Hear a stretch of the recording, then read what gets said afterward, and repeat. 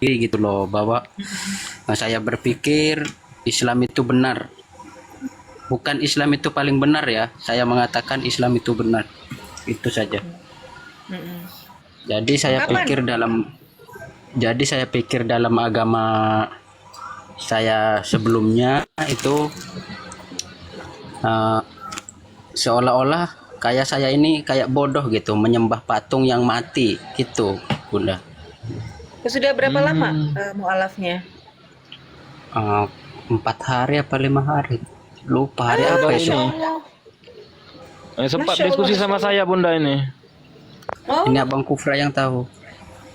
oh gitu. Hmm. Oh, Saya pun Masya Allah, kabar. belum bisa lagi, Pastinya, Bunda, cuma saya mau niat-niat belajar saja gitu. Bagus, oh bagus ya. Bang. Tapi Intinya banyak jangan masuk. Ya silakan banyak Bunda, silakan. banyak banyak kerintangan atau banyak pertentangan dari keluarga pastinya. Oh, memang banyak kali, Bunda, kalau diceritakan nggak tahu lah. Makanya saat ini saya Melarikan kan diri. sekarang ada di Malaysia. Mau balik kampung itu belum berani sebab saya pindah agama ini Diancam. tanpa sepengetahuan siapapun gitu loh, dengan nekat sendiri gitu, pilih jalan hidup sendiri.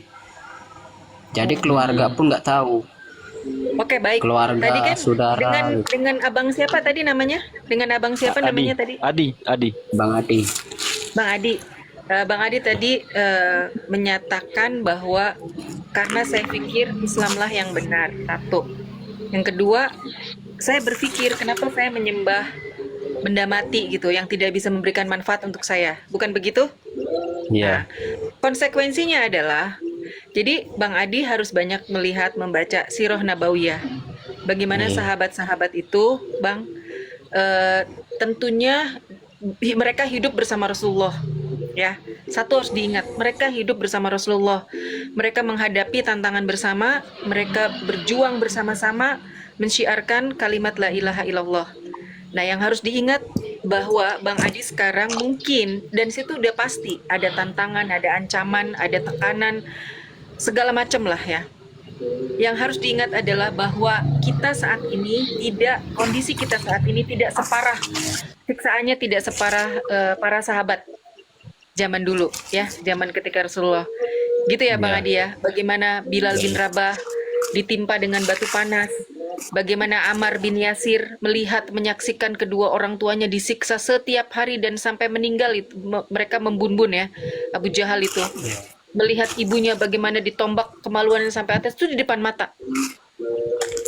Begitu beratnya siksaan mereka tapi tidak menggoyahkan mereka untuk kembali lagi kepada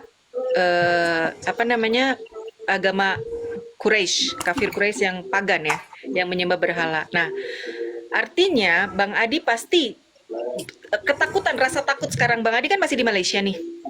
Ketakutan yang Anda rasakan saat ini mungkin baru seberapa persen dan itu akan semakin besar, semakin besar, semakin besar. Itu udah pasti. Karena apa? Karena kita manusia, kesedihan, ketakutan itu biasa. Tapi seperti yang Rasul bilang la tahzan gitu ya. Jangan sedih gitu. Sesungguhnya Allah bersama kita. Jadi ada ikhwan filah di sini. Amin. Jadi kalau misalkan Bang Adi ada apa-apa, berkeluh kesahlah kepada mereka yang terpercaya. Hanya bercerita bahwa saya takut Bang. Misalkan ke Bang Kuprak atau ke Ustadz Rimba atau ke Bang Khairullah yang ada di sini gitu. Atau yang Abang kenal gitu loh ya. Katakan saja Bang saya takut. Dan sebenarnya dengan mengucapkan itu, maksudnya menceritakan ya perasaan abang itu bisa mengurangi sedikit stres, sedikit ketakutan gitu loh. Seperti itu, Bang Adi. Itu ada yang Curhat. nanya Bang Adi Malaysia di mana gitu. Mungkin kalau jadi jangan Itu ini Bang, jangan privat itu. Privat. Privasi. oh, privat ya.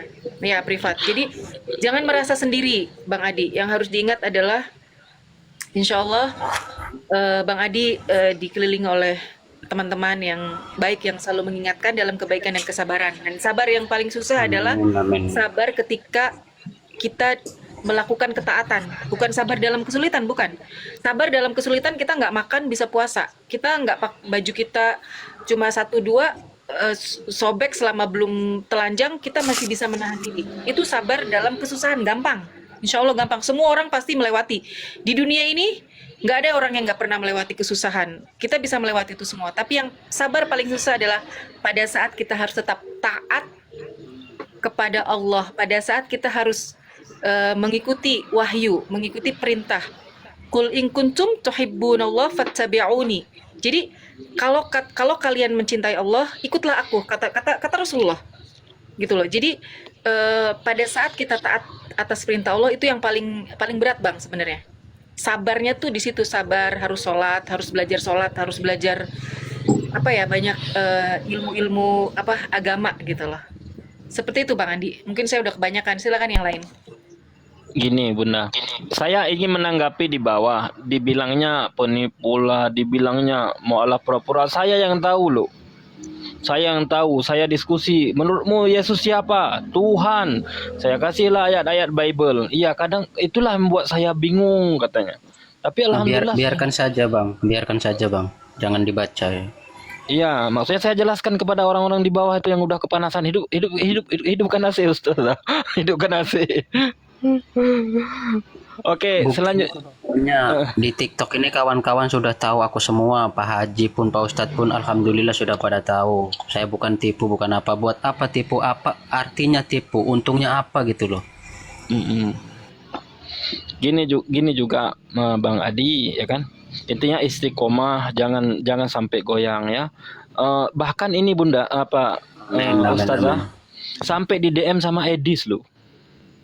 Itu berat memang. Sampai di DM sama Edis beberapa kali itu. Tapi beliau tidak melayani, tidak menanggapi gitu. Itu yang pertama. Saya minta Bunda tolong dijelaskan buat dia surat Al-Ankabut ayat 2 Bunda mungkin. Ustazah.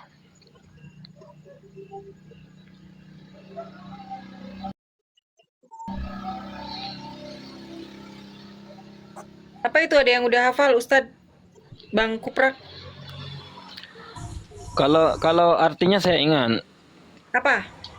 Janganlah kamu mengatakan dirimu beriman sebelum datang kepadamu cobaan-cobaan dan ujian-ujian. Gitu kurang lebih. Oh iya, sama di surat Al-Baqarah 244. Iya. Jadi mereka menanyakan tentang ya Rasulullah ketika, jadi gini Bang, boykot itu waktu di zaman Rasulullah itu boykot itu berlangsung Bang. Jadi pemutusan hubungan, nggak mau dijual beli itu nggak mau. Jadi umat Islam benar-benar dalam kondisi yang sangat apa namanya, memprihatinkan. Nah kemudian mereka sahabat bertanya, mana katanya pertolongan Allah itu sangat dekat gitu loh.